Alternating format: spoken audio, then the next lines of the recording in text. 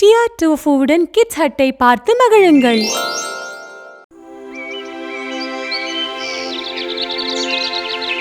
டியா, எனக்கு இங்கிலீஷில் A great கிடைத்தது. நான் சந்தோஷமாக இருக்கிறேன். ஓ, அது நல்லது டோஃபு. ஆனால் இதுதானே உன் முதல் பரீட்சை. உனது இறுதி ஆண்டு தேர்வு வரவுள்ளது. அதற்கும் நீ படிக்க வேண்டும்.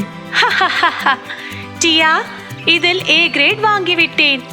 நான் மேலும் படிக்க வேண்டும் என்று நீ நினைக்கிறாயா? நான் படிக்காமலே இருந்து அந்த தேர்வை எழுதலாமல்லவா?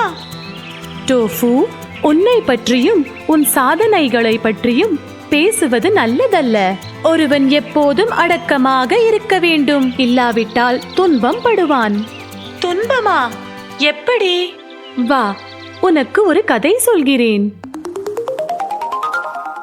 ஓக் மரமும் நாணல் செடிகளும். ஒரு நதியின் கரையில் ஒரு பலமான ஓக் மரம் உயரமாக வளர்ந்திருந்தது. அதன் அருகில் சில நாணல் செடிகளும் வளர்ந்திருந்தன.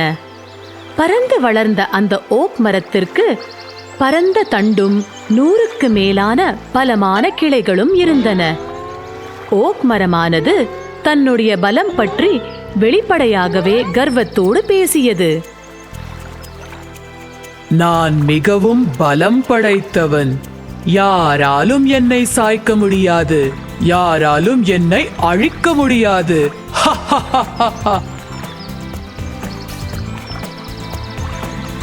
ஓக் மரம் சொல்வதை கேட்டுக்கொண்டிருந்த நாணல் செடிகள் சொல்லியது. ஓ, பலமான ஓக் மரமே, உன் பலம் பற்றி கர்வம் கொள்ளாதே.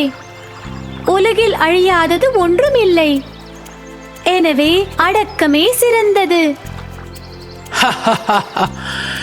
சின்னஞ்சிறு நாணல்களே, உங்களுக்கு பலம் பற்றியும் பலமான மரமாயிருப்பதை பற்றியும் என்ன தெரியும்? நாணல்களை கேலி செய்து ஓக் மரம் கர்வம் கொண்டு நின்றது. அப்போது காற்று வீசத் தொடங்கியது. காற்று பலமாக வீச வீச நாணல்கள் தலை சாய்ந்து வளைந்தது. அதை பார்த்து ஓக் மரம் சொன்னது, நீங்கள் பலமற்றவர்கள்.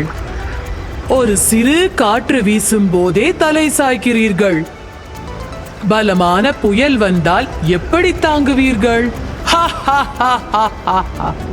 சீக்கிரமே காற்று சூறாவளியாக மாறியது.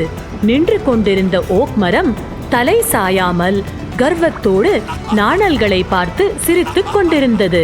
ஓக் மரமே, நீ பலமான மரம்தான். ஆனால் எங்களை பற்றி கவலைப்படாதே. இந்த சூறாவளிக்கு தலை சாய்த்து உயிர் பிழைப்போம். நீ இப்படியே தலை சாய்க்காமல் நின்று கொண்டிருந்தால் இந்த பலமான காற்றை எதிர்க்க முடியாமல் உடைந்து விழுந்து விடுவாய். இல்லை, யாராலும் என்னை சாய்க்க முடியாது. நான் பலமிக்கவன். யாருக்கும் வணங்காமல் நேராகவே நிற்பேன். என்ன ஆனாலும் சரி. காற்று தீவிரம் அடைந்து சூறாவளியின் வேகம் உச்சம் அடைந்தது.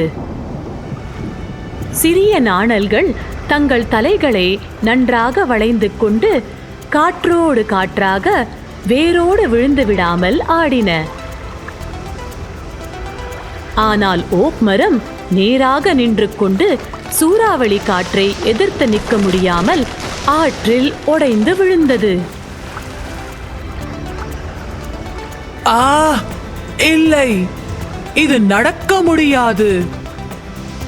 நாங்கள் சொன்னோம் அல்லவா, இப்போது உனக்கு புத்தி வந்தது. எதிர்ப்பது நல்லதல்ல என்று தெரிந்த பின் மூர்க்கத்தனமாய் எதிர்த்து அழுவதை விட அடங்கி செல்வது என்றும் நல்லது. அந்த ஓக் மரம் ஆற்றில் தன்னுடைய போலி கர்வத்தை நினைத்து அழுது கொண்டு முழுகிவிட்டது. டியா, நீ என்ன சொல்ல வருகிறாய் என்று எனக்கு புரிகிறது.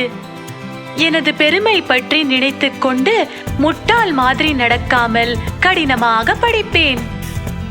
நல்லது டோஃபு, இப்போது நாம் படிக்க போகலாம்.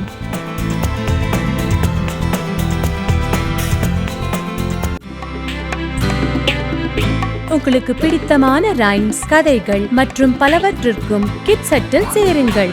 இங்கே சப்ஸ்கிரைப் செய்யுங்கள்.